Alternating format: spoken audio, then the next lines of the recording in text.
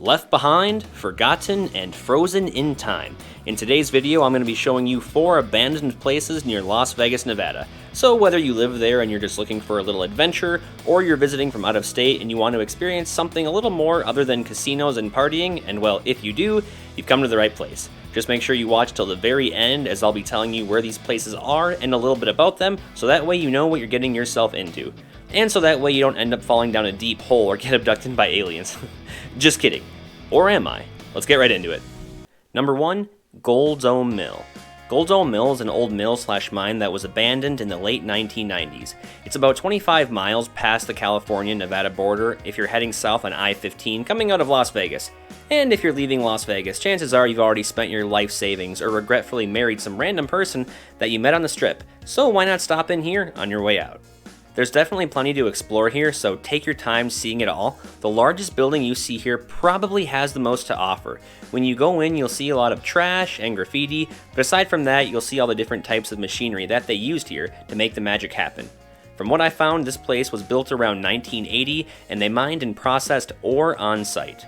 The smaller building you see here doesn't really have a whole lot to see inside, other than a few old oil drums and garbage left behind by people that probably couldn't afford to pay the city to come pick up their trash. But what are you gonna do?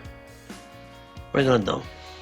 Further up the hill, you will see another conveyor belt mechanism that was used to transport the ore from the mine to the mill. And that one you can actually climb up and get some pretty amazing views of the area. Word of caution though, while you're up there, just make sure you're holding on to the rails while you're walking across some of the stuff. Everything still seems to be holding up just fine, especially after sitting out in the desert all these years, but some of the areas were a little sketchy, so just be aware of your surroundings. And before we go on to the next destination, 2 quick things.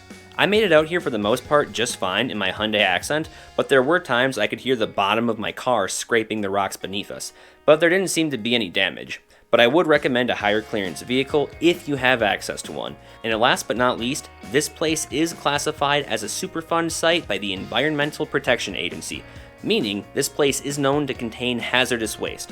So just try not to touch anything and make sure you wash your hands when you can. I've been out to this place about 3 times now, and I haven't lost my hair or grown an extra arm just yet, so I think it'll be okay. Number 2, the Wheel of Misfortune. Now upon first look, this place might look like some sort of ghetto Wheel of Fortune set, or even something out of the movie The Nightmare Before Christmas, but it actually used to be a thriving mill and mine back in the day. It's originally known as Three Kids Mine and is located about 20 miles southeast of Las Vegas, Nevada.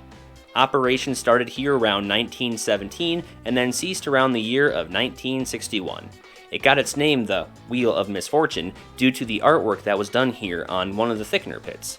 It was created by the artist known as Aware back in 2012, and it basically symbolizes the outcomes that people fall victim to when coming out to Las Vegas, such as losing a job, losing a home, or going bankrupt. You get the idea. You definitely won't get bored here, as you'll see a lot of graffiti on the remaining structures, and watch where you step because there is a heck of a lot of trash out here. And hey, if you like to skateboard, I would recommend bringing your skateboard with, because there actually is a little makeshift skate park out here on one of the thickener pits. Pretty cool. And if you're feeling really ambitious, you could probably even climb down into whatever this building was.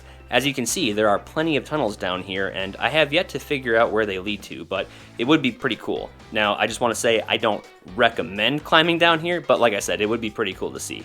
And also, if you value your health, definitely make sure to watch where you're walking, because there is still a big open pit mine here. I mean, you really can't miss it, but hey, there's always that one idiot in the group. Who's coming with me, man? Number 3, the abandoned mine near Rachel, Nevada and Area 51. Just 2 hours northwest of Las Vegas sits the little town of Rachel, Nevada, famous for being the home of the little Alien and being the closest town to Area 51. Just down the street from the little Alien sits an abandoned tungsten mine that you can explore. Now, the entrance to the mine shaft is sealed off. Trust me, we tried. But there is quite a bit to see out there. There's an old conveyor belt coming out of the mine where it would take the product to the little mill nearby.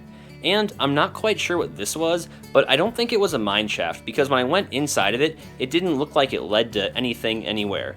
But there is a couch in there, and maybe you'll find a dead alien if you're there at the right time. There's also a bunch of old parts lying around everywhere, which more than likely were part of the mill, and there is an old military truck there too. Not much left of it, but hey, it's something to see. And hey, if you do come out here to explore, remember these 2 things. 1. Watch where you walk.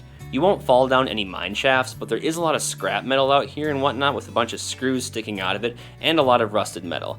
And don't forget to stop in at the little alien and grab a bite to eat. You will not be disappointed. And oh yeah, if you do happen to see any aliens out here on your adventure, don't worry, they're friendly and they won't try to eat you or probe you. That stuff's all in the movies. Well, mostly.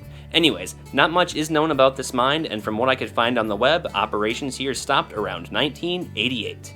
Number 4, the abandoned Lincoln Mine on Tempe Ute Mountain. Fun fact, this place is only about 6 miles away from the previous location we just checked out. As you can see here, we have the town of Rachel, Nevada.